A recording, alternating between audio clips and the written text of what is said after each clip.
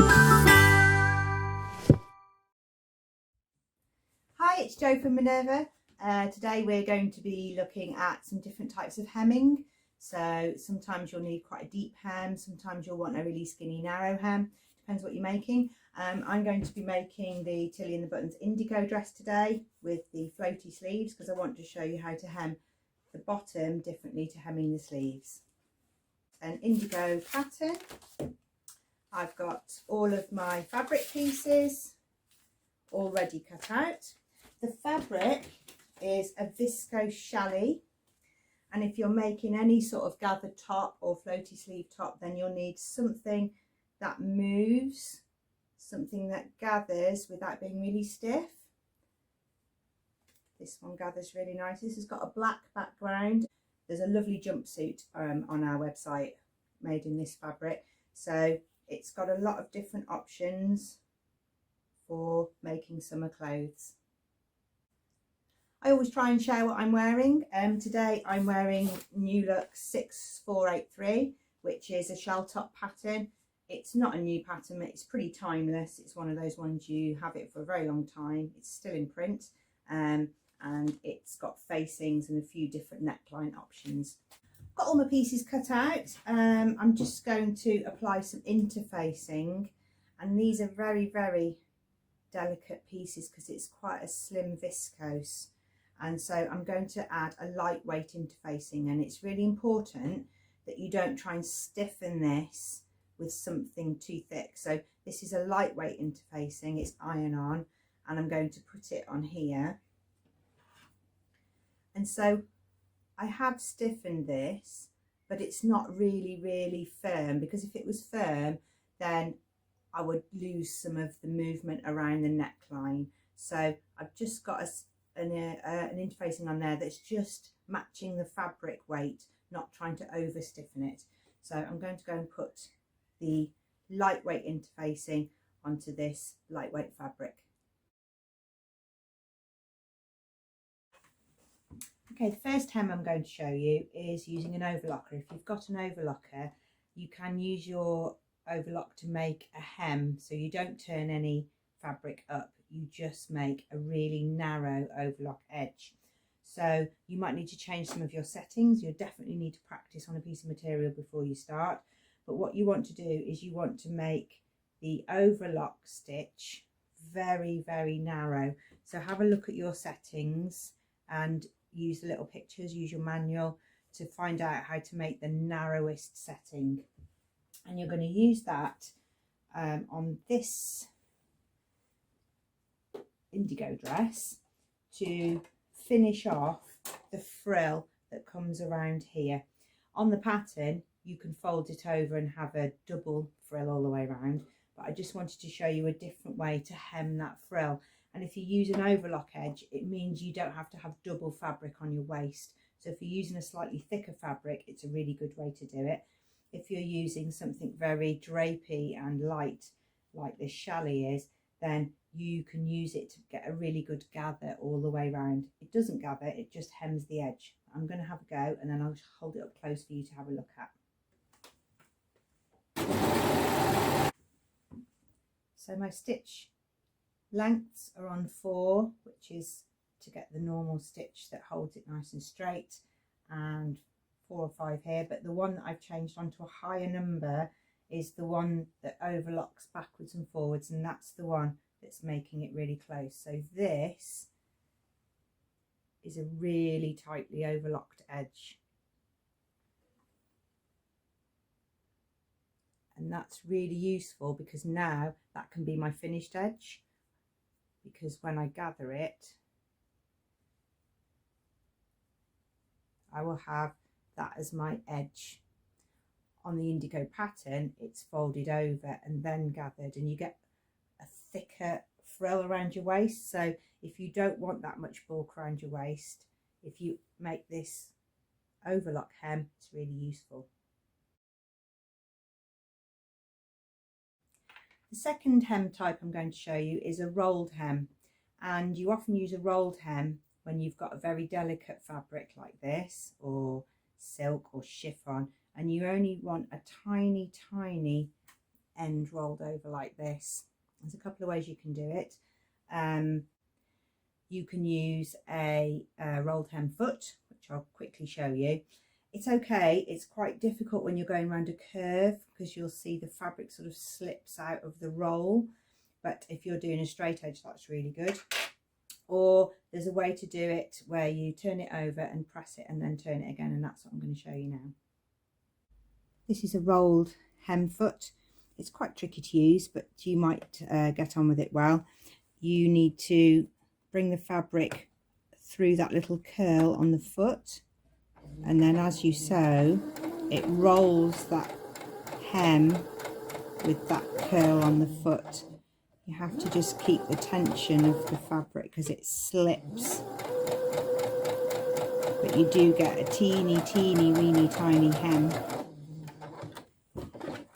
It's quite difficult to get it started, but you get a little bit of a rolled hem like that, but it's quite tricky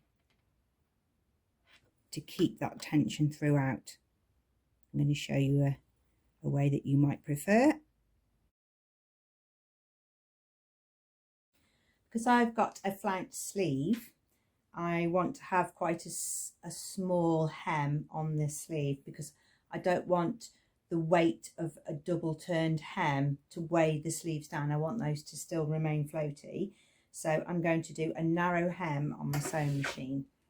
So what you're going to do is you're going to just turn it over once, pretty small, 3mm, and you're going to sew that down. And I know there's a little bit of raw edge, but I'll show you how to deal with that. So I'm going to sew all the way around the flounce with a 3mm seam allowance. Once you've sewn the raw edge all the way around, you're then going to turn it again and sew. See if I can find you a space where you can see it. And sew on top of the line that you sewed before. So you're going to sew along that first line of stitching. So on the right side, you'll get one line of stitching. On the wrong side, you'll have, as accurately as you possibly can, a row of stitching on top of another row of stitching. If you think if you're first starting to try it, if you think, oh, I've turned that over a bit too much and left too much raw edge, you can go round and trim some of that off. But I've got quite close there and managed to turn it very, very small. So now I'm going to turn it again to get the second run through the machine.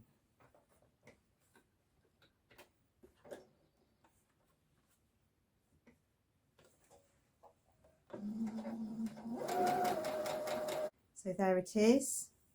It's a narrow hem and it's used for floaty fabric so that your hem doesn't weigh down the weight of your fabric. From the right side you should see one row of stitching, and from the wrong side there are two rows of stitching on top of each other.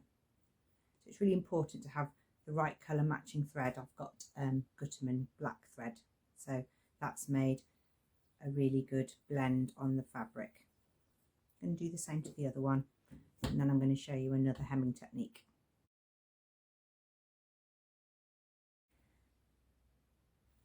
Okay, the first way, if you've got a slightly curved hem, is to put a seam gauge magnet here, and then you're going to do a line of stay stitching away from the seam gauge where you want your finished hem to be. So where this stay stitching line is the stay stitching for the finished hemline, and then you're going to use the fabric here to turn over.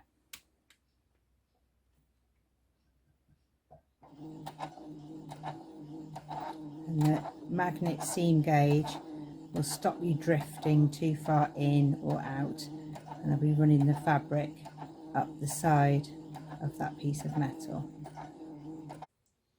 So I've stay stitched about 15mm from the edge. That's my finished line, and then I'm going to press it up with the stay stitching just facing the wrong side, so it's not on the right side. I'm going to press that, and then I can turn the raw edge in. So I should have my raw edge turned in, a row of stay stitching that I can only see from the wrong side. Okay, I've ironed that down. I'm going to fold the raw edge under and pin. And it's up to you whether you take this straight to the machine and sew as you pull the pins out, or if you're new to sewing, you might feel a little bit more confident if you have that edge tacked down, especially because this front edge is a little bit curved, and that's what the stay stitching technique is for. It's for a hemline that's a little bit curved. If you've got a straight hem, I'll show you how you can do that without stay stitching. So if you've got a straight hem, I'm just going to show you on the back of this, just the preparation. You're going to have your 1.5 seam allowance, your 15mm, and then you can pin it, and you can do that all the way around using a seam gauge like this.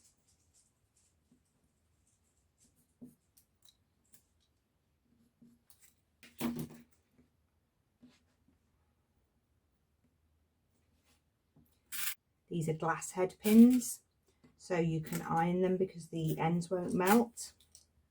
Really useful for hemming.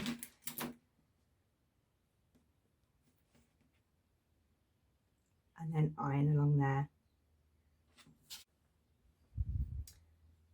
Pressed it down, then you can whip out your pins, turn down to that press line, pin. Could have the pins on the outside rather than the inside, it would get a better pin line. But you don't need the stay stitching, it's not a necessary part of normal hemming unless you're hemming a curved line. This also works if you're shortening something. So if you've made something for somebody else or yourself and you try it on and look in the mirror, you can put a pin where you want the finished line to be. Then you can put a row of pins all the way around your hem, turn it up, press, and turn under the raw edge. But pressing is a really important part of hemming. If you just try and roll it over from here without any pressing, it just keeps ballooning and popping back out again. So pressing your first line of a hem makes a real big difference. Okay, here it is finished. I'm going to show you close up why I chose the particular hemming techniques for this blouse. So I chose the narrow hem for the floating sleeve because you could see inside, so I didn't want to have a really big hem, and I didn't want a big hem weighing down my sleeve.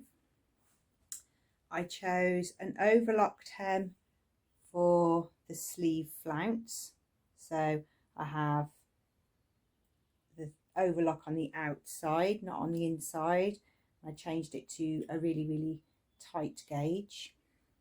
And then on the hem I chose a stay stitched hem because it has a slight curve hem from front going down to back. So there's a slight curved hem on the indigo, and you do a stay stitched hem, turn it back and then stitch it again, so you see one piece.